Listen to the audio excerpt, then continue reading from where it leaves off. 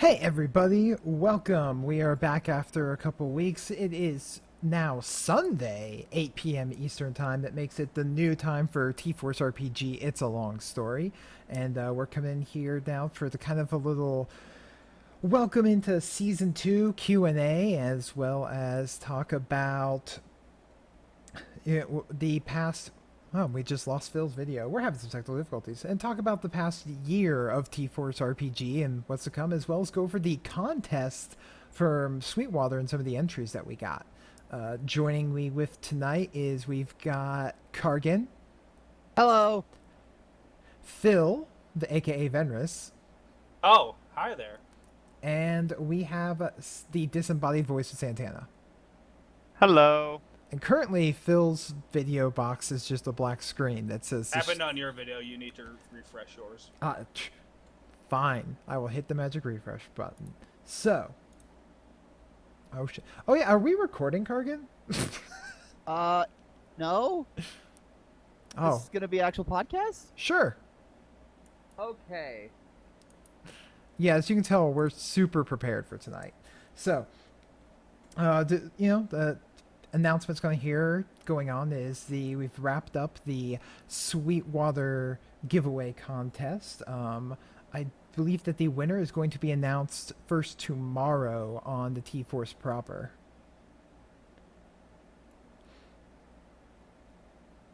So, further, we have hit a now year anniversary of TForce RPG. We have been rolling dice for a solid year now. We've been doing 9 months of this silly podcast and show.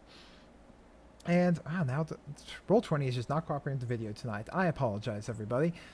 But so to celebrate the anniversary of the TForce RPG, we are actually going to be doing another giveaway, RPG specific, for two things we're giving away: a 5th edition player's handbook and a set of dice, including with a D6 with the TForce logo on it. Ooh, ah. The details of that you can find up on our subreddit at reddit/r/TrinityForce Network. As well as we'll be posting it all over Twitter and in the Slack and everything. We'll post the details as well in the notes of the podcast and everything as well. Wow, yeah. Roll20, I apologize for anyone watching on the stream because Roll20 has decided that it does not want to do the video for people other than me. Nice. Oh. So, Fun. you had my attention, now you have my interest. So yeah, so to enter into that contest, all that you really have to do is fill out the little form that tells us who you are, how to get a hold of you, what games you are or have been playing in, and what's your favorite story or moment from the past year of TForce RPG, whether you're in a game or just been hanging out with the crowd. So, alright, we've got some video back for now. Hooray. Yay! Yay. Did it, guys. Yay! And Santana's webcam's broken, so he's just joining us as a disembodied voice. Woo! I mean, Ooh. my face isn't really that awesome anyway, so it's fine. So anyone that is catching us live on Twitch can ask any sort of Q&A for the past stuff. But otherwise, we're gonna talk about what to expect out of Season 2 and a good look back at some of our favorite silly moments over the past year in the current campaign and the ones before. So, I'm going to have to say that when we started this whole thing, at searching for the story now, it just was me posting a little thread on Reddit saying, hey, does anyone want to play D&D? And that was more than I was bargaining for when 20 some odd people signed up, and we ended up with me running 3 games a week and feeling like I was going to die.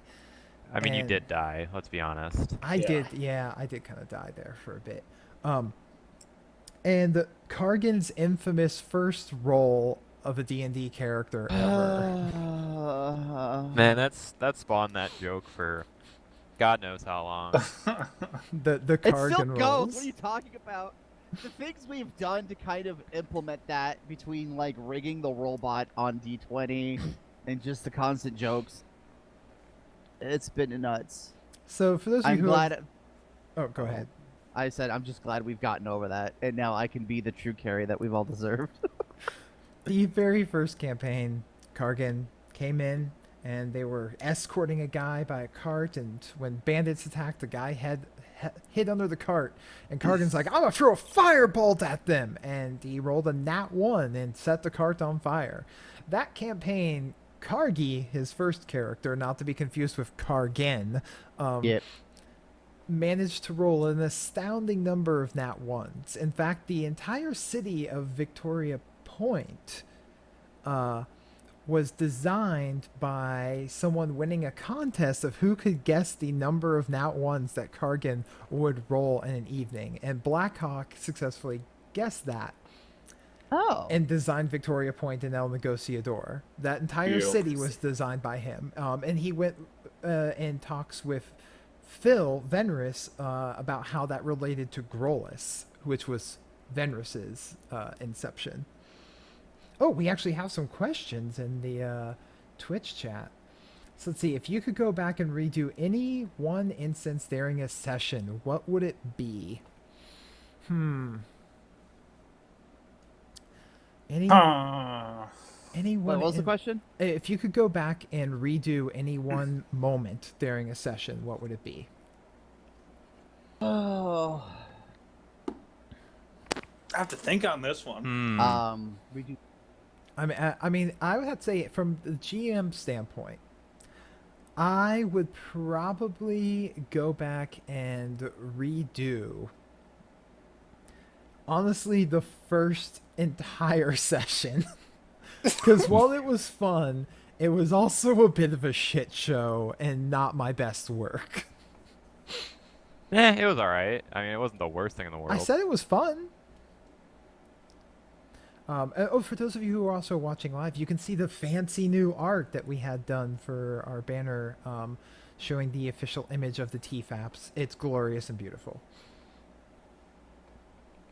So Kargan, you could do one moment from any session. What would it be? From any session? Yeah. What would you have done differently?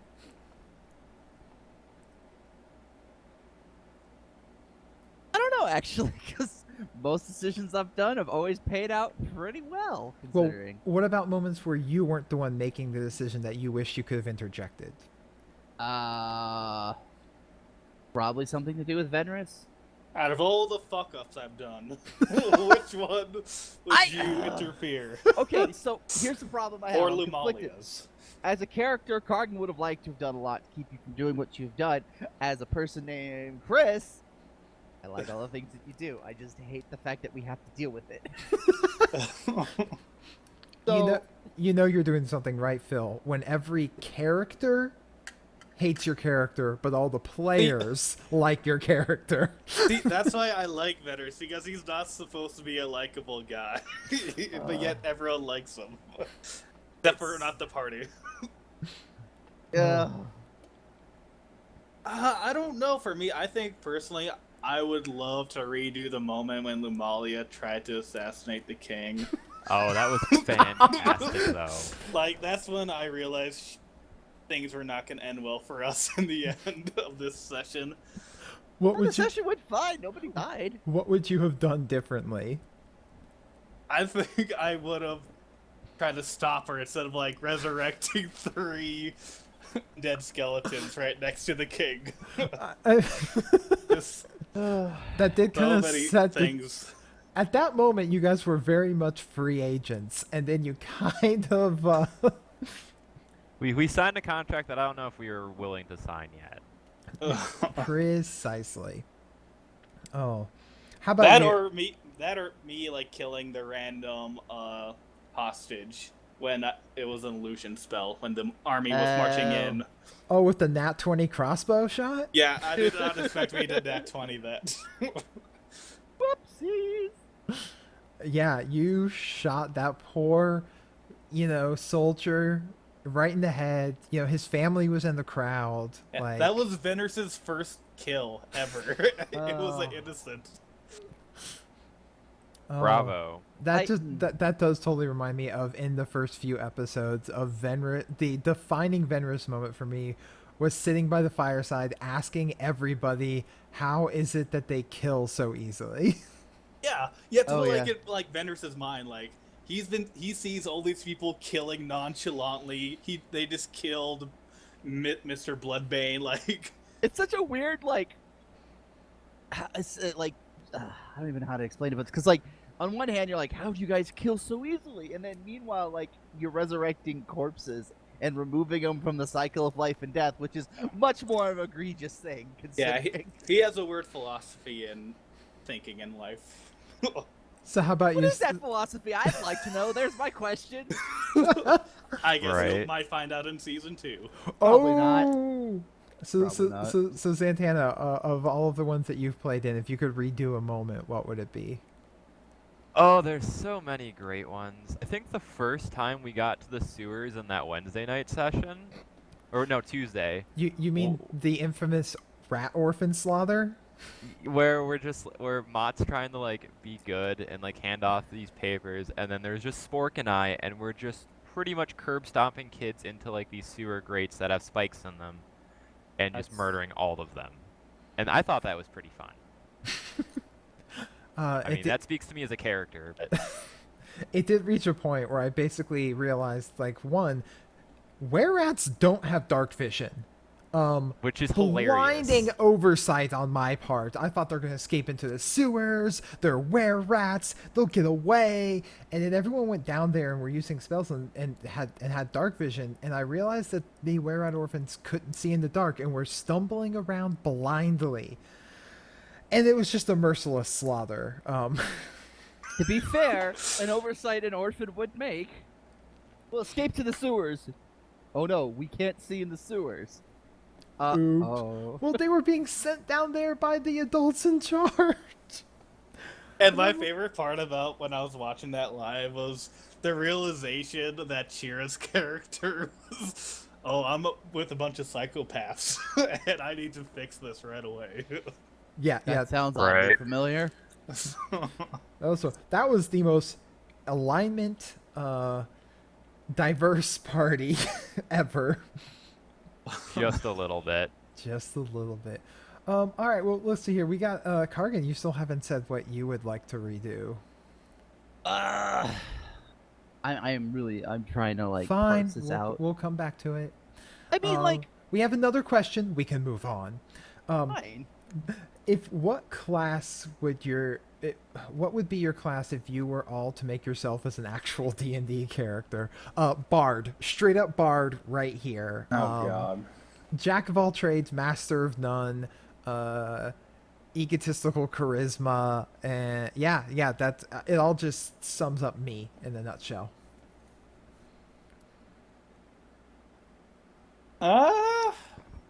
I'll probably say barbarian myself.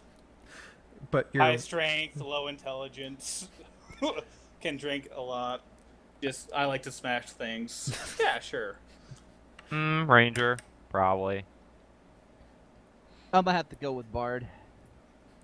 really. I thought you would go all Pathfinder and want to be an alchemist, Santana, since you're a chemist.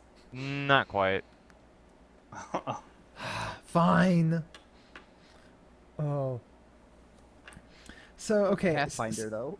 That was back in the Pathfinder days before Pathfinder became too much for me to put up with. To be fair, we could have just said no this edition or that edition. We could, but it was already out of point. Like, I already realized I didn't understand half of the stuff that you were able to do. And because I hadn't done the research into your abilities yet. And when you were level 6 attempting and nearly successfully resurrecting the skeleton of an ancient red dragon, there was a problem. One more level. See, guys, there are a couple types of players. There's the people who play for the story. There's people who play to be the strongest there ever was. To be fair, if I was a cleric, I could have done that at level 5. That's how crazy Pathfinder could have gotten. Pathfinder can get insanely crazy, which can be a lot of fun if that's what you're shooting for. But I wanted you guys to feel a struggle, and if you're resurrecting a giant dragon, there's no struggle. I trust me, for many a Tuesday, I felt quite the struggle. Well, my thought process was like, hey, I'm just going to use this dragon to travel the world, maybe see the uncharted territories to please Serum or Husair. You know what? I figured it out. It's a small thing. I really wanted to check up on that hermit that we met that sold the stew. Oh. That gave out the stew. He's a fascinating character. Is he? He is. Like, cause like if there was anything I ever really wanted to change, it means me having a better role, and that was in the forest. Oh, yeah, your dream. Sure. And now you can never like the taste of food again because of the phoenix. That's fine. Phoenix. Nothing like roasted phoenix. Yes, the struggle for Venris was real in the dragon exploits, especially with his father and all of that. Which I have to say, I'm really looking forward in season 2, where we're gonna have some different episodes. And Venris, the return to Tim's Hold. I always look forward to any opportunity I get to be Roy Long Arrow. So I am looking forward to more Roy Long Arrow in season 2 because he's kind of my favorite. See, I kind of hate him. I'm not looking forward to talking to him because I always feel inferior whenever I'm talking to him. I love Roy. But what I'm really looking forward to is when I get to meet my homeboy Dante again. Oh yeah, the one person that actually really likes Venris. Yeah. And you'll find out why later. Man, you just made that a total clickbait. Way to go, Phil. Yeah. This one character is the only one that likes Venris, and click here to find out why. People hate him. Yeah, well, the stuff that we have coming soon too is we're going to be doing a little bit of split the party with everyone playing some other character Inception creations with a few guests who the party don't know who they are, and that makes me happy. Oh. Yeah, I've got some guests lined up. I mean, not special guests. I mean, they are special guests, but they're not special guests. Not celebrity guests. How about that? Okay, moving on. Though I'll try. What? Anyways. So, no. For example, we're going to be doing a little, like, kind of in-between time here. I have an idea of where the story is going to go next, but we're giving the group a little time to kind of tidy up some personal business. So, like, Kargan and Chira have already told me, Chira specifically wants to go back and try and get Tristan resurrected. And go back and revisit the Sand Tribes now that the Waste has been basically changed, and Kargan's going to go with him. So that's going to do a little mini-sode with those two going off, and the other members of the cast will play other characters, either from the Sand Tribes, people going to visit, all of that such. And it will be interesting and fun. After we cover that little personal quest, I do believe that the next one we're going into is gonna be Lumalia back in picking up the pieces in Tirnog, with finding out that her father has been an imposter for who knows how long, and trying that's right. and trying and dealing with having Tabitha still stuck in her head. And an attempt to open up a bakery. Oh God. I like the word attempt in this situation. Hey, I am from the Matt Mercer School of GMing. Can you do this? You can certainly try. Let's not forget the final and best side quest. The final side quest is going to be a trip to Tim's Hold with Venris and Hasser. For Hasser, he wants to go visit the next temple, and Venris decides that he's going to go home, see his family, and Dante. And do some other personal side stuff involving necromancy. Yes, with some of the information that he got from his deal with Kerstas, which I hate that god so much. Oh, I love her so much. We're gonna marry each other, have 4 children. I know. Sparky just asked in Twitch chat, Santana, if Lumalia's desserts are to die for. I mean, pretty much. Remember, I did give one the Bloodbane, and he kind of died. That was like almost a calling card for a while there. I thought you were gonna mark people to die with tarts. Oh, that would the strawberry tart assassin. Kiss of death via fruit tart. So I'm gonna go ahead now with the Sweetwater contest. Speaking of sweets, we'll talk about the Sweetwater giveaway. No. Yeah, I know. I am great at these segues. That was fucking terrible. Mott would be proud. We've got some of the entries that were given for our part, which was people designing a character that would be for attempting to sign for TFAP. So we're gonna go over a few of these. We actually had someone that sent in one that was their character from when they played in Deadlands, which is an amazing, fun, weird post-apocalyptic western game, which is great. And they converted their character over and how they felt they would fill in with the TFAPs. But let's see here. We even had here's one the resume would be a Davin Lohman, a human male fighter specializing in great weapon fighting and mix in arcane arts. Let's see here. He abuses magic while he uses his family's longsword from his days at the academy in Tim's Hold. Seen as an upstanding cadet, upon graduating, Davin was allowed to try out for a position among the Eldritch Knights and managed to pass while being given his first assignment to accompany a Lord of the Land to a festival and negotiations in Stormhaven. He was assigned to guard one Roy Long Arrow, and that was from our own McCool. Skylar McCool. I don't know. How well do you guys think he would fit in? I don't know. Like, he's already guarding a long arrow. That's going to make most of you not trust him. Personally, I would love it a lot. That means I can just boss him around and give him commands. He's under my pay grade. Yeah, you're welcome aboard, champ. You're part of the TFAPs. Oh, God. You don't just get to make a decision like that. Right? It's cost everybody. Oh. God, yeah, some of these are really long, which is really awesome. But there's a few that actually did incorporate our actual story and lore. Mostly they came from our giant fanboys of Skylar McCool and Divine Sparky. But there's a lot of... let's see, where's another interesting one in here?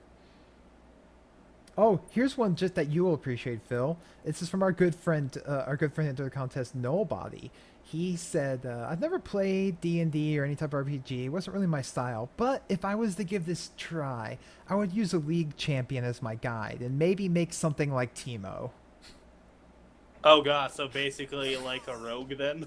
Yeah, a With scout. really stupid stealth. A scout Oh with my some God, stealth, no. the element of surprise, perhaps even the scout's code.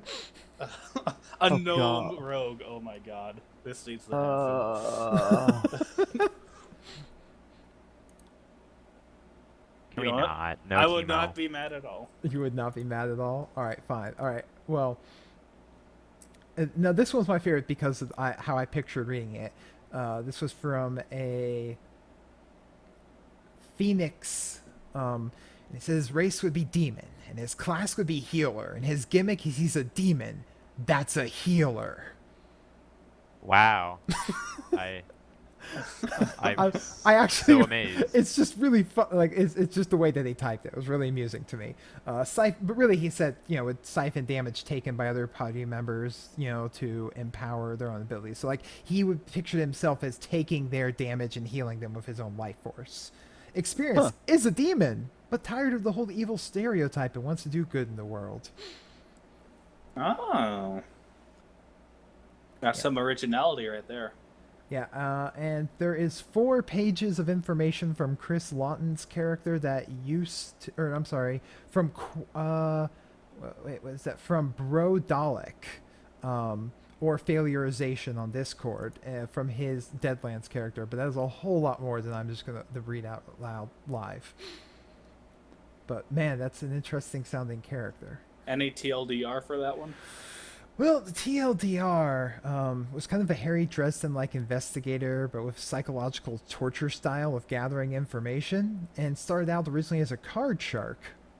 High intelligence, high dexterity, charisma, low strength, and wisdom, but he would be like an investigator type, involving himself in the of hexes and the paranormal, Oh. and conning people at card tables.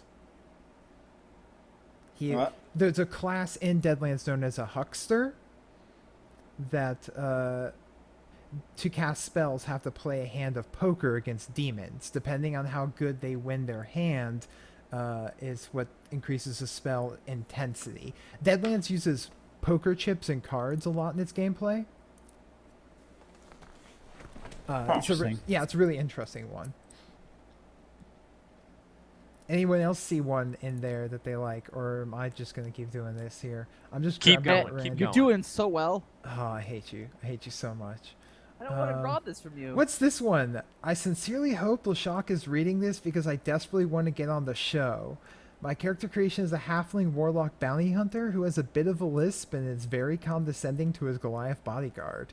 His name is Dobsley Pendergraph, and he runs into the adventurers from TForce RPG, causing the listeners to realize that Shira only has a 10 gold bounty on him, while Kargan has a 10,000 gold bounty on him for breaking his brother out of jail.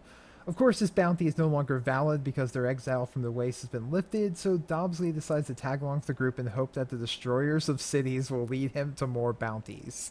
Why is my bounty so high? That makes no sense. Why would they set such a high bounty for me breaking out somebody who has literally no bounty? You know, That's counterintuitive. This is Beer- terrible. well, that was from Sparky. That's terrible. Well, your culture is definitely a weird one. Yeah. I didn't even get to help shape that culture. You did help shape the culture. Did I? You, Chira, and I sat down and talked an awful lot about it, including the sailing on the sand ships and everything, and the whole concept of the conclave. Yeah, but that has nothing to do with their personalities and bunch of big Oh my God. jackasses. I had no control over that. Well, at least the leader of the conclave is hot. I like that you assume that she's hot. I like to picture when you're describing her, for sure. All right, so let's see here. What? All right, so hashtag sand people politics. So I want to talk about personally though, before we come back to more of those, is my personal favorite moment, and I'm sad that he's not here to talk about it, from the entire first season. As a GM, I love all the funny stuff that you guys do, but also when you pull off some amazing role play stuff in your characters, it's like a tear of pride comes to my eyes. And Tristan's death, Chira's reaction to that was just amazing. That was beautiful. And the fact that it basically got Kargan and Phil crying on stream really made me happy. That fucking hurt so And the hard. worst part is that I did not get to react to any of it in game because I was a fucking stone. Yes, you were. Yeah. Because of Chira. Alright. Ooh, Skylar likes to bring up the Kargan doing the recap episode. When you guys were performing, and Haber broke out the guitar and Kargan recapped the most of the entire series. That was a lot harder than I thought it was gonna be. Yeah, but you did such a good job. And that only showed me how much I don't pay attention to specifics, and it makes that really hard when you're trying to recap everything. Oh, here's And also, it made me realize how much we did. Oh man, we've done a lot. Yeah. Here's one that I really like. It's like, this was really hard for me. I listened to you guys the other day, and I think I would come in as a cleric or tank, soak up some damage, and heal your crazy asses. I would have been the one to save Tabitha from necromancy is dangerous stuff disrupting the flow of life things. Yeah. That would have been great because I was a troll at the time. You know what? To be fair, my thought process was pretty legit when it came to that whole thing. But Except turns the out I was wrong. I mean, except the whole it's necromancy and it bugs up with the god's ability to influence but it was everything. in their realm, though. I don't know. It made sense to me at the time. I just like that their idea would be a character that would save Tabitha. Right. Oh god, Sparky wants to bring up Venris's Nat 20 dragon slaying. No, I was just about to bring that up. That's actually my favorite moment of this season. Was I rolled a 1, and I found a dragon slaying sword, and it gave me courage. So I just started charging at the dragon, rolled a nat 20 on my attack roll, cut the wing off, and not only that, but the dragon rolled a nat 1 on his attack towards me.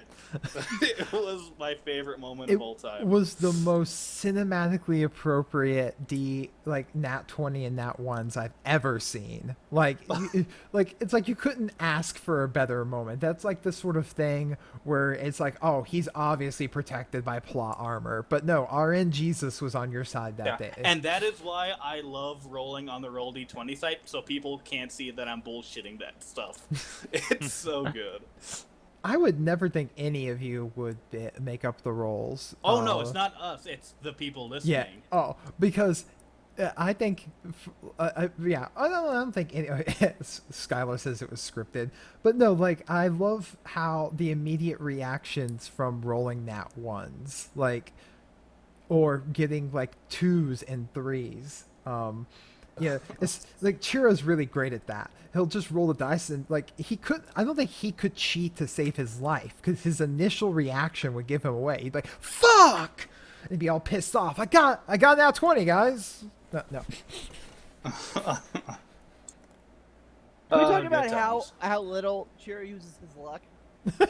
Yeah, like he So- forgets that more than anything. Like in terms of somebody who has luck, he crit fails more than he should.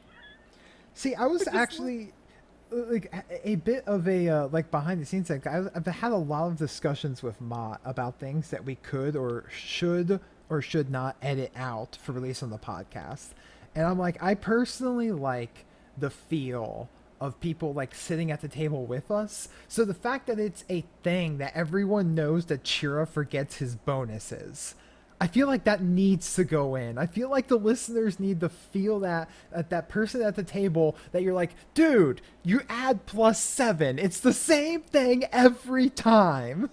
Oh my god. Yeah, you think after a while you just start memorizing the modifiers, but nope. But Phil, you have to remember, you wrote them all down and still forgot. That's true. He can't be saved. Oh, Chiro. So okay, I'm gonna ask some questions both to you guys and to Twitch, and anyone that wants to listen to this and email in. What are you hoping to see more of in season 2? And Bro Dalek says it should stay in. It makes it less power gaming to hear all of that stuff. Yes. So what would you guys like to see? Twitch chat, all of you, all three of you motherfuckers, anyone that wants to email that first. What would you like to, what are you hoping to see in season 2? Us to continue. Well, we're going. Us to not get murdered horrendously. That's a good start. I like that start. All right. Yeah. Personally, I want to see the other worlds because or the other cities because we've only really seen 2 of them: Victoria Point and Imsold. Ossium Hassam? No, not the viewers though. Like us as like our adventuring party, we really haven't seen it. Victoria Point and Tirnog, yeah. Yeah, we haven't seen Timsold, we haven't seen Stormhaven or the other side of the freaking map. Oh yes, the other continent. Yeah, there's just so much of the world we haven't seen yet, and I just want to go see, especially in my own city, Gorham. Grolus, you mean? Yeah, I was thinking of the god for some reason that was made around it.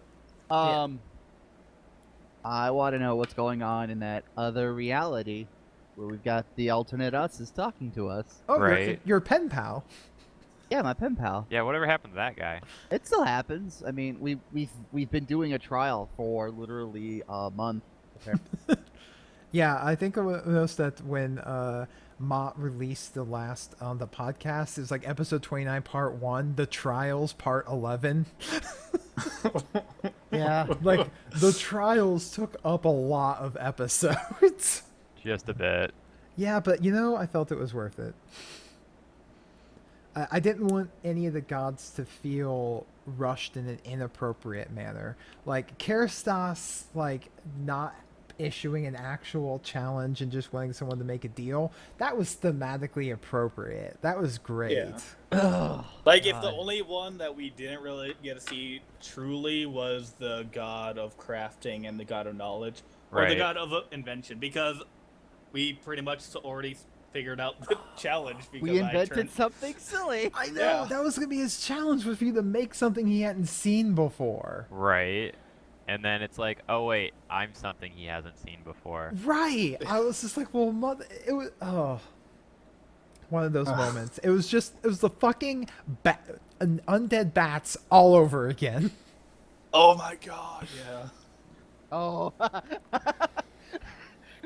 Let's be honest here. If I was ever like, if Venris and I ever combine forces to defeat something, it's going to be insane. Between his necromancy and my problem-solving skills, it's like, uh-oh. Let's just loophole this whole thing, because that came down to, I have now 2 bats. They're like, all right, let's continue our trip. I'm like, why don't we just ride the bats? Oh. Yeah. You know how to solve the problem. I just know how to do stuff. You know how to acquire resources and power. Yeah. I know how to play leverage. Skylar points out, no, you fucked up and accidentally something, and it just worked in your favor. No, it was totally intentional. Don't lie. No, it was not intentional. Don't Oh, lie. totally. I Yeah. got that shit Fuck under you, Phil. control. So looking at our banner of the awesome art of everyone, when I first showed this banner to Pone, to Adam, he asked me if I was just going to put a big red X over each character as they died. Yes. Yes. Or like a skull or something. Oh, a skull. Or I'll just like take just black and just make a frowny face. There we go. There we go. Right. Just be a skull and crossbow and just say Venrist at the end of it. Oh. Add it to his collection. Yeah, but in that Just, picture, Keep 'em coming. he's a lot less of a necromancer, more of a sex romancer in that art. Like that is not a chill face. That is, I'm gonna do dirty things to you when you die. That spell he's preparing is shocking grasp. Oh, man. Heroes never die. Heroes never die. He's only 14. Is he only 14? I thought he was a little older than that. No, I think I'm like 16 or 17. Yeah, he's young, but he's not. Like, yeah. we're getting to the point to where we've been together for like a whole like full year now. Yeah, you're approaching a year at this point. So I'm almost an adult. I You'll don't never expect be you an to adult, act. Phil. I don't expect you to act like it. Nope. See, I am also looking forward to you guys going to different locales and seeing more of there, because you're right, there are several places that we haven't even touched. Phil and Santana will vaguely remember this, but my former roommate, Hats, as he's known, because my name's Steven, his name's Steven, he wears a hat, I don't, therefore he was Steven with a hat, or Hats for short, and he just now it's the Top Hats. But anyways, he started running a game before he had a kid. One session, but an excessive amount of planning in this world up in the mountains and to the north. And I still have Yep. all of that information and where it ties in with the world and the plot, because him and I did a ton of storyboarding together. So I really am excited to see if you guys end up there for whatever reason, because Yeah. I don't have... The way that I run this isn't that there's a story aimed specifically for you to be involved in, but there are just things going on and you can choose to get involved with them. Oh man, what about that one being that's like super ultra powerful that got released during the Tuesday, Wednesday campaign? Oh, The the Rakshasha? the Rockin'? Rockin', there you go. Yeah, rocking. He's out there. The fuck is he doing? And what do the gods think of that? Right. I don't know where the hell he is, and I don't want to know. What I really want to know though is where the Bardener is. I really want to find him. So for those of you, so in our original campaigns, the 3 of them that were run that helped shape this world a bit. We had a player go by the name of Darkner who played a bard, so he was Darkener the Bardener. And at one point, he kind of bonded with a plant creature and became Bardener, the Darkener, the Bardener, the Gardener. And made hybrid human intelligent plant creature seedlings that he was off the plant around the world. And he's been gallivanting about spreading his seed. Yeah. And so yes, the Bardner is indeed out there. Yeah, he's been like around for like 2 years now since this whole thing. Yes, it's in about 2 years, you know. And so he's out there with his children, you know, he's a responsible dad, so to speak. Okay. Or as Skylar calls it, he got freaky with D&D Poison Ivy. Uh-huh. It's You know what? accurate. I really wish, McCool, that we do have a birthday episode of Venerus turning 18. But Oh. that probably won't happen. Well, I'll tell you what. We need to sit down and figure out when everyone's birthday is on my convolutedly complex calendar. And then That we fucking can... calendar. Jesus. I love that calendar. The principle of it, the execution of it hurts my brain, and I invented it. Okay? Right. Isn't it just like 30 days in a month or 9 months? Have a good day. There's like 9 days in a week, 9 months. It's none of Oh. a lot of things. Yeah, and it's not like each week is Monday, Tuesday, Wednesday, Thursday, Friday. Like each god has a day of the week, and there are 4 weeks in a month. And so like say Monday is Suriel's day. Well, the first Monday of every month is specifically one aspect of her. So it's like they're not all the same.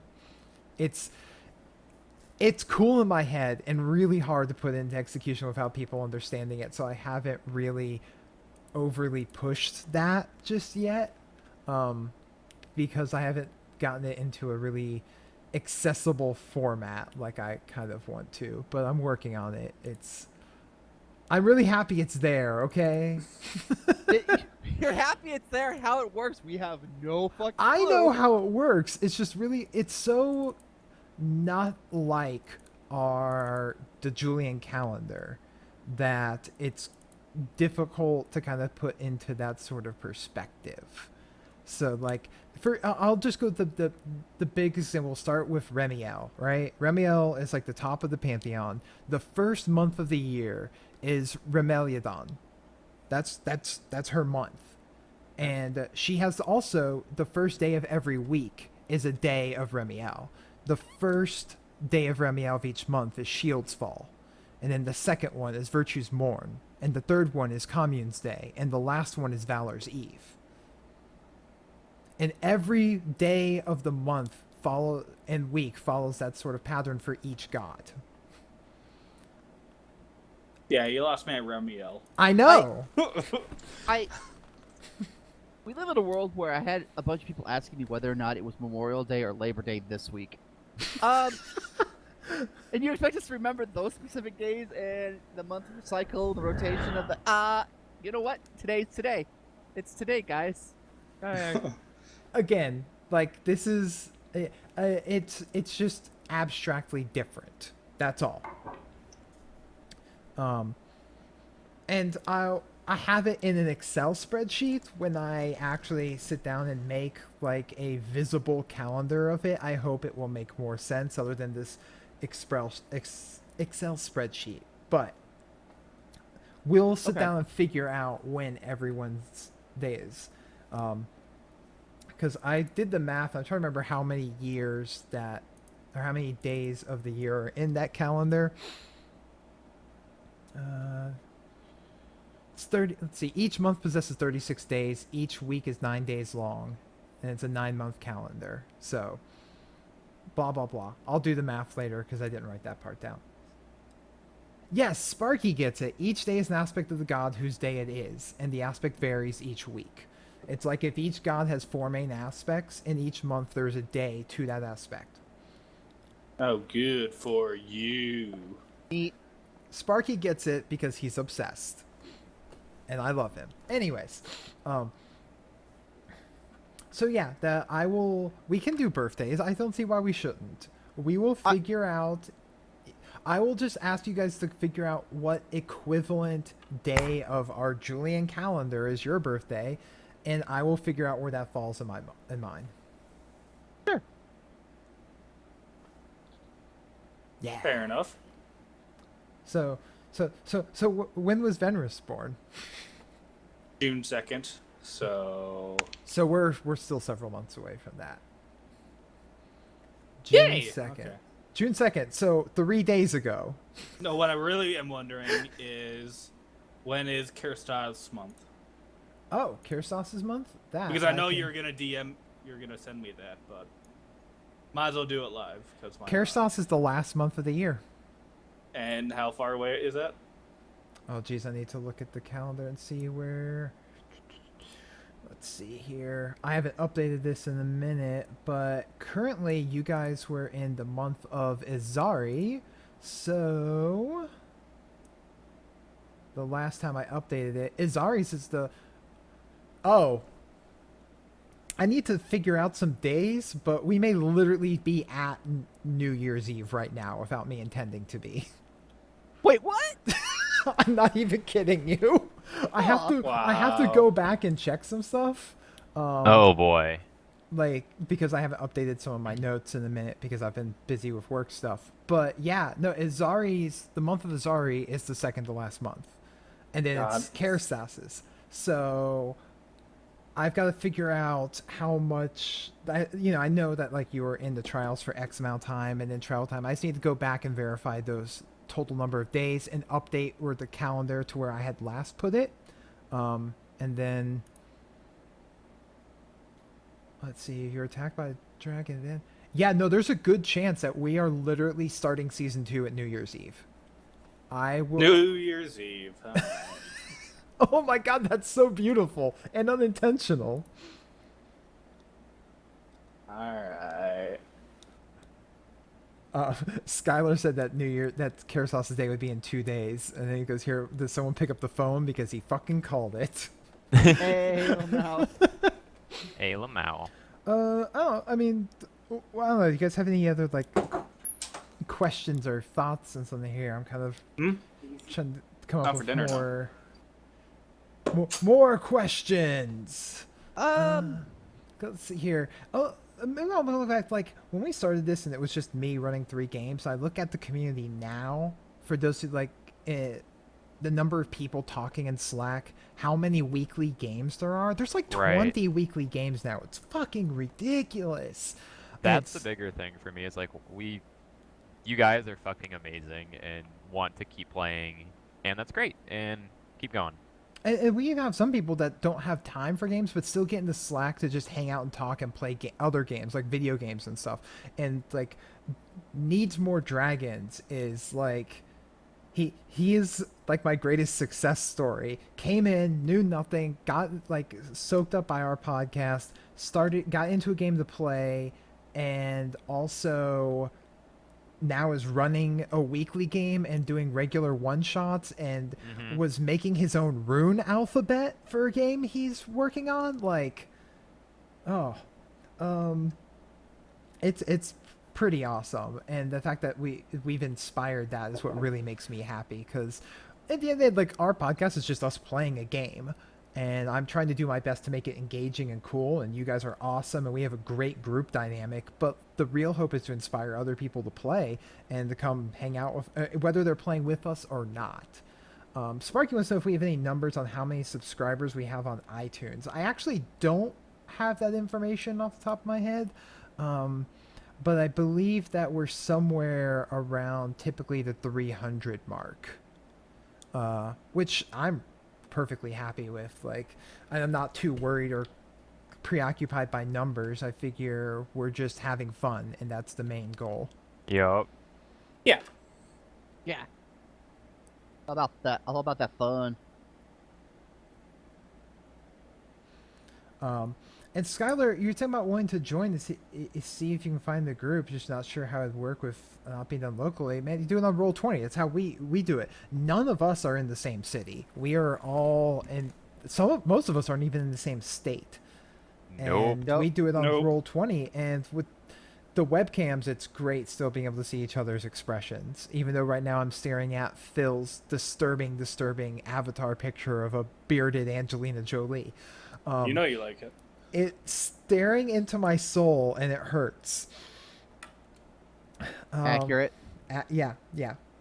But no, like some people just come in there and hang out on the Slack, and every day there's Carnus doing his question of the day, and us making fun of him for running out of questions of the day because he's been doing it for a year now. Right. Mm-hmm. And playing online is quite a bit different from playing in person. Like I Totally. played only in person for the longest time, but having a good group, one way or another, this makes everything fun. And yeah, I don't know. Sometimes it's kind of convenient. Like, I can just sit here. I don't even really Well- have to put on pants. Another None of thing you I know noticed if is- I'm wearing pants right now. Probably aren't. I am. Let's be honest. Skylar was how to join the Slack. You fill out the sign up sheet that we have in all of our show notes on our Twitter, on all the YouTubes, or you can just email and say, "Hey, can I please join the Slack?" and we'll email you the invite. It's really simple. It's a communication program like for file sharing and chat, and it's also a mobile app, and it's pretty much where a bunch of us just make fun of each other all day long. It's pretty fun. And I think I just cut someone off. I'm sorry. Crickets. Crickets. Cricket. Nope, Crickets. not me. Womp womp. So, what I am going to say is also with a lot of these entries from the Sweetwater contest, you may be seeing a lot of them pop up as appearance from NPCs or maybe even guest appearance from certain ones. You never know. Time will tell. Gasp. I know, I'm master at being vague. It's great. It makes me happy. You mean there was more than one purpose for this? I What? made a secondary purpose of a main purpose. So, okay. This was going to go mainly to you three because I know that you guys had not played D&D before all of this. Hmm. True. What how would you describe, what would you tell people from your first experience of all of this? Oh man, get used to failures because that's gonna happen a lot. Get used to what? Failures. Oh yeah, it's constant. Everything's gonna go wrong. It's gonna go horrible, and it's gonna be the best time of your life. Yeah, it's all gonna go wrong, but still work out in the end. Yeah, Or not. Or not. Failing forward is amazing. Yes. How about you, Phil? Phil?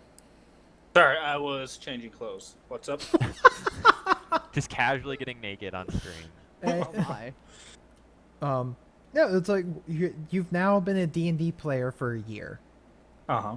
Like, how would you describe your first D&D experience? Like, and how has being with all of us schmucks made it fun and easy or not? I mean, I know you got a little diehard and read every single feat on the Pathfinder SRD. Just a little bit. No, when I first made my character Kolic Ironside, I went really hard and I made, like 2-3 pages worth of my backstory of where my father was and even to the city and how the society was. I was just so in love with like creating what this barbarian could be. And once I played with Asmo, Haber, and all the rest of those guys and seeing how he interacted with them, it just made D&D just so much fun. Yeah, it was those first sessions were chaotic and interesting and fun and weird as shit, trying to string together 3 different sessions into a cohesive plot. Well, when you first think of D&D, like you think like, okay, you go on an adventure, you fight some goblins, maybe a dragon here and there, whatever. But no, like our first 3 sessions, we had no combat. We solved every single problem peacefully or through Man, talking. you're in the lame group. We just murdered Yeah. everything. Like we talked it out, and I was like, "Wait, where's the fighting at? What's going on here?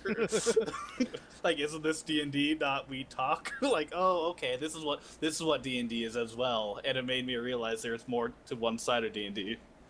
Yeah, because it can be kind of whatever you want. I still remember that because I had set up a basic angry dwarves in a bar for you guys to fight in the first session as kind of an intro to combat mechanics, and you guys diplomacied your way out of it, and then tried to go off to a section of town I hadn't prepared a map for, and as Asmo loves to quote me as saying, hold on a second, guys, I didn't think you were going to get this far. I don't have a map made. And Yeah, that's a lot why of crazy shenanigans happened, especially during the last episode where we all decided to turn on each other. that's one of the few times I've really loved the party turning on each other, because you weren't turning directly on each other, you were just backing different sides. Like it was fascinating. Also, we got to see my favorite NPC Lashak has ever made, Timmy, Oh, Timmy, the Chris Pratt of the universe. Timmy, the hero of Ostium Hastem. Tim's Hold is named after him. Yeah. Fun fact, everyone. He's the hero of the invasion 80 years ago. He's one of my favorite characters because he has such an unassuming name. Like, who's the great hero? Timmy? Oh, yeah, he turns into a dragon. It's no big deal. No big deal. Beard Tim the Dragon. What? And he's a badass, too. I believe it. I don't think you got to meet Timmy. Yeah, I think that was purely Monday group Yeah, that no. met Timmy. You guys No. met Chunpello. Yeah, Cherry Jello. He was fun. Yeah, we saw a little bit of him during the festival. So Chunpello is actually an NPC that was kind of designed by Punchinello from the TForce proper. I asked all of the main TForce people how if they would like me to make an NPC to reflect them in the game and how they would like it. And Oh my Punch gosh. gave me a description that led to Chunpello, who is just a play on the name. Oh god, do we have a least favorite moment? Fuck yes, I have a least favorite moment. My Okay, least what's your favorite least? moment was attempting to run the one shot of Kolick Ironside getting revenge on his mother's killer. Oh, that old campaign. You know what? It was doing all right And that's- up until And that's on YouTube. It wasn't part of the podcast. It was a one shot to like follow up with more characters in the world. And we ran into some problems, and it was I had to really put on my DMing shoes and rely on like we just had 2 characters and players butting heads repeatedly over and over. Yup. It was a great story, but from a DMing standpoint, watching Asmo's character and Spork's characters just constantly be at each other was it turned out well because we had to really push it, but it worked. But it was very frustrating for a short while that I had to like push past. I love player conflict until it steals the whole scene, and I have enjoyed my games running with Asmo and with Spork, but I will never run a game with Asmo and Spork together again. That would have been my least favorite moment. Do you guys have a least favorite moment? Sparky wants to know.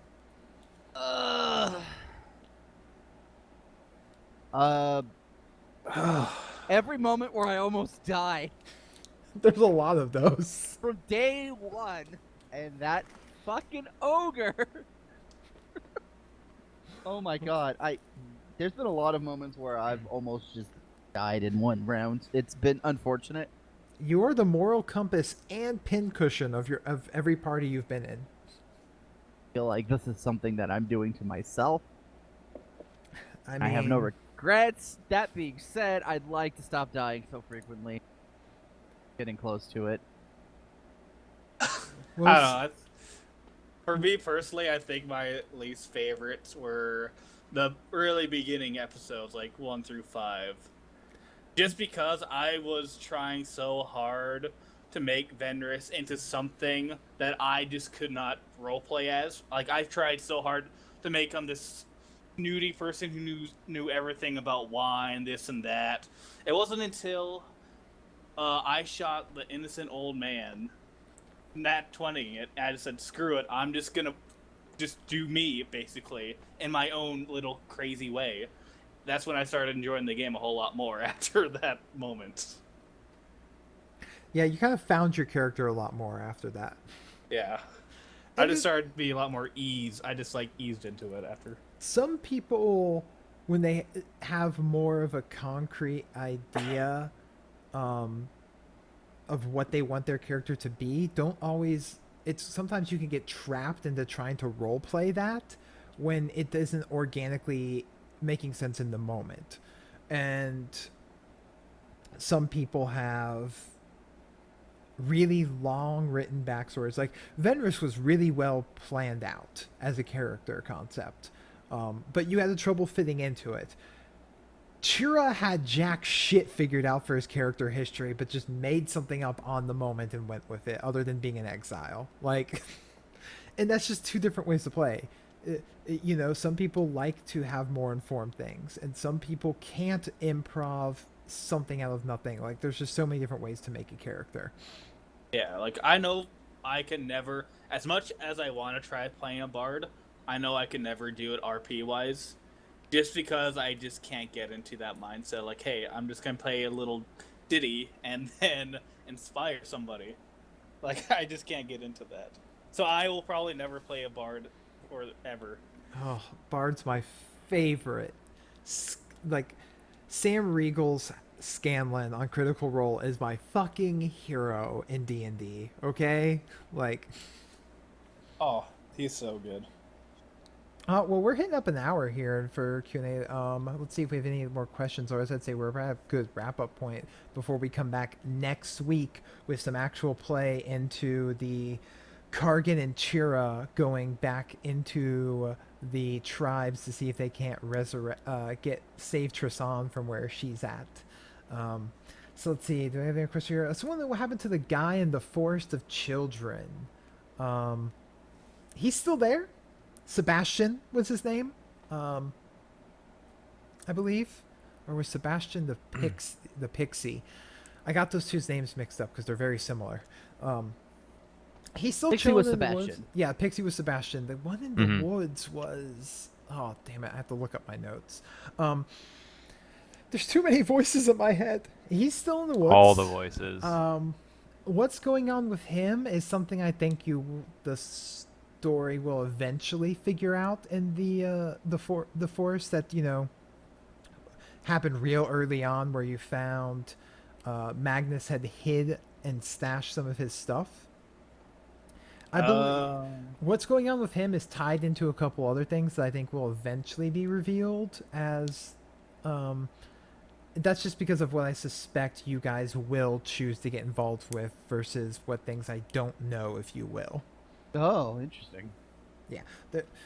It's like one of those everything's connected but they're not connected things. If that makes any sense. Sure.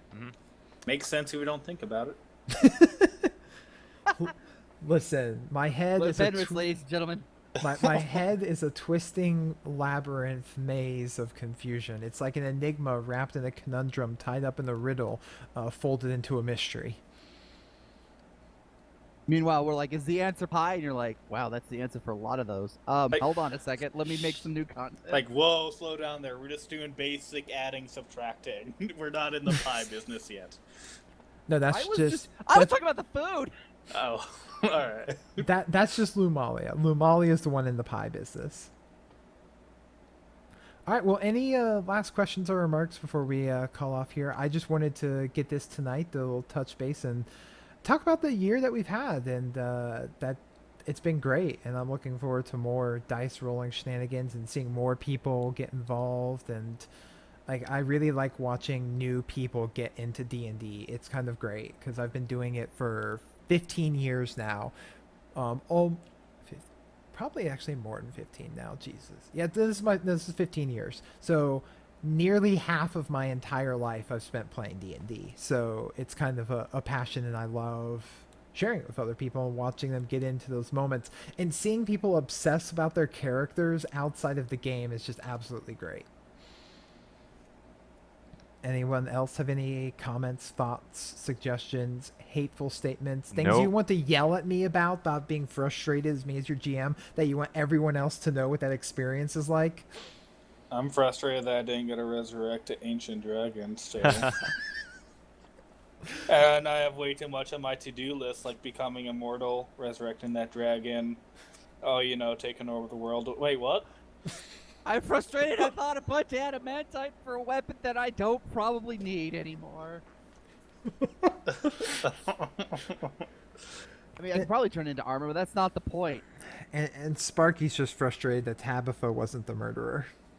I mean, Technically, if seems- you think about it. that sounds incredibly cruel. Like, there are levels of, like, cruel. Like, the fact that it was Lumalia while she was under duress is tragic in a sense. To make it Tabitha, which is technically, Nathaniel's sister, that's horrible. Okay, I actually thought it was going to be Nathaniel killing Tabitha. Because even though Venrus wasn't there, me personally, after saying that, wait, what, like, Nathaniel was experimented on? I thought, like, for some reason, somebody controlled him into killing her. That was, like, my whole theory. But apparently I'm wrong. That was one of the original options, actually. But I Okay. decided on a couple grounds that wasn't going to be it. And then, you were in the car ride on the way back from PAX when we finalized. Like, the thing is, as a GM, for me, I sometimes change certain elements of what is what. My idea, I knew that Angelica died. I had a couple different ideas and options of who the killer was, and decided to let it see what the rest of the story made it feel most organic to be. And then the car ride back from PAX, when you, Santana, and I figured out and sat down that would be Lumalia's secret, it fit perfectly. It was It great. fit in with all the Yeah. other pieces that were there. And that's the thing with storytelling, that it's like anyone that writes stories, like an author, screenwriter, they will often change these little sort of story elements, and that's okay. As long as you're not, and my biggest fear is that some of these changes I have made will sometimes seem like they come out of nowhere, but but luckily I don't feel like that's been the case yet. And no, Tabitha was not on the list of potential murderers. I will tell you the list of potential murderers. They were Ooh, this'll be good. Lumalia, Okay. Nathaniel, Yep. Yurig, Yep. Yeah. and this is a shout out that Kargan remember. Ruhama Dahas, the Slayer, What? Who? Doom Spikeinator's half-orc assassin. Damn, that would have been a cool. He would have been Boy, he oh would have shit. been hired by Roy Long Arrow. Oh, God. Yep, he's out doing something, along with Gargi and Lancifer. Oh no, They're on adventures. let's say he was part of the original Wednesday group, but Yep. and then went and became a assassin for Ossium Hastem. So Yeah, I remember that. And you'll seem to even remember in the council talks, Rob Tug turned at Damien and he said that we're not the city here that employs well-known hired assassins. No, I thought you were talking about Nico there. Nico I is mean- also one. Ossium Hastem has a brainwashing assassin program. Okay? Okay? That's Ossium something. has them. I remember that. Ossium Hastem has their own, basically, Jason Bourne project. I forgot that they brainwashed Nico, Mhm. almost. Yeah. So those Huh. were the possible murderers. When can we go there? It's up to the group, where they want to go and where they prove themselves capable of going. They're winter soldiers. They want. Haber desperately wants to go across the ocean because he helped me build some of that of what's going on over there. But we'll see if it happens. I get the feeling too, like, and I've got this too. It's like I want to fight like actual enemies. Like this past campaign has been nothing but like every decision you make might be bad, even if you intend it to be good. And To be fair, no one put in input when it came to what type of story we wanted. Only me. Do you know whose fault that is? I said, I know what type of story do you guys want? And everyone's just like, whatever, blah, blah, blah. And Phil says, I want morally gray choices. And I Fuck said, you, Phil. okay. Yeah, because I don't know. I don't like the whole, like, oh, let's fight evil. Oh, great, you saved the day. Here's your castle. Boo. Well, no. okay, I get that, and I'm okay with that. That being said, every decision you make, sort of one of those like, nah, that was kind of a bad thing, though. Yeah, because every human isn't supposed to be goody-goody. It's- Everyone has some evil in them in some way. It's like I it's, don't even. it's like that- choosing a faction in Fallout 4.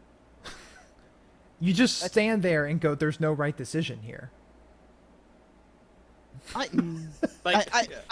I get that to a degree, but like this also isn't like a post-apocalyptic like wasteland too. Like this is a place with resources and there are Well- moral conflicts and political or politics just like happening. today, or any sort of like thing with major countries. The good guys are whatever side you're on, and vice versa. Like, I will say, regardless, someone's gonna think that they're the good guys. I will say that there are arguably some that are better than others on like a pure ethical standpoint. Like, I would definitely say it's easy to say that Roy Long Arrow is not a good man. No, No, he but definitely has some. he evil. doesn't always do evil things. Well, like, sure. I'm still really curious as to what his plans are and his organization's plans, because that's a whole convoluted thing. Oh yeah, that's a whole nother plot thread. There are so many plot threads out there, and that's kind of Wait a how I second. like it. Oh, I wonder if I'm ever gonna if my character's smart enough to figure out the fact that the demon was actually under. Oh, you Was think what? the demon was under Roy's command? Interesting. Yes. You know, absolutely. that was my Oh, well, theory. no, that's not no, interesting. No, That's fact. no, Because that's not true. we listened to Roy talk to Venris about how he was going to send somebody to cause some chaos by killing Tabitha, which was done by Lumalia under control of the demon, under Roy's employ. Who also is a big fan of Kevin Bacon. Bam, did it. Oh, so that's his bacon number. Got it. See, that's my theory as well, even Venner's is, and I guess we'll find out once I talk to my father if he's even willing to tell me what the hell his plan is. No, because this plan has been foiled Has it? Yeah. to a degree. To a Or degree. has it? To a degree. I think. Or was the distraction long enough? Well, okay. Roy had a plan, but he also planned for failure. So like his ultimate goal was to have a demon under his control and his employ. Second best is to have a child who has some influence, who is being influenced. Oh, maybe. I guess we'll see once I. The world's gonna get fucked up Never here soon mind. enough anyway. Yeah. We've got a stupid blue glowy orb that's gonna be installed over in freaking. Kaito. What? That's- It's just a god blessed relic to help commemorate everything. Yeah. Yeah, I feel like Sarah overreacted over that. I feel like it's actually not that big of a deal. I That's- might start- okay. Haser, the character, didn't really react at all. Haber, the player who helped write the lore of the gods, knows exactly what that is. Which I have to give props to him every time for not metagaming that shit.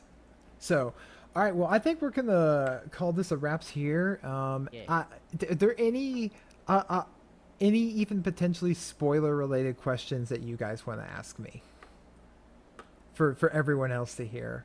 I'm not sure how I'll be able to answer them, but I'm sure Do the there's gods even care that we are a thing? Yes. No. Just their entertainment. The gods care very much about you, your existence, and your devotion. Will is it absolute that we'll never know the questions to what we answered? That we You gave will up? never be able to. Basically, you'll never be able to get those as an answer. It doesn't mean you can't see them or perceive them, but you gave up the answer to those. You gave up those questions.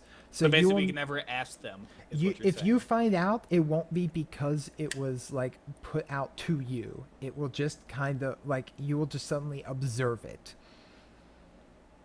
It's just a question that you really can't ask anymore. Damn it. Okay, after type that down, I remember that. Yeah, that's why I got a super generic one. I was like, "What's my destiny?" Ha Hey, Lamau. Are we going to have a Lumalia that has a vision of Oliver? I think Lumalia will be haunted by visions of Oliver for a long time to come. No, it's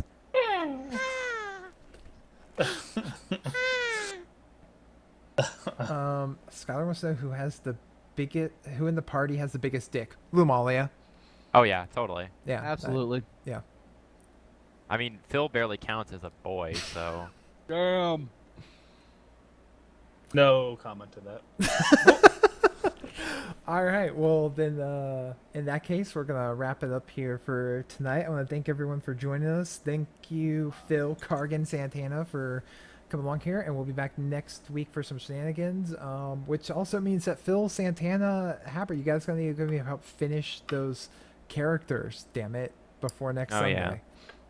If you, so, I everyone already have else. my character finished. I already know his backstory. Shit. All right, everyone else, have a good night and keep T-fapping.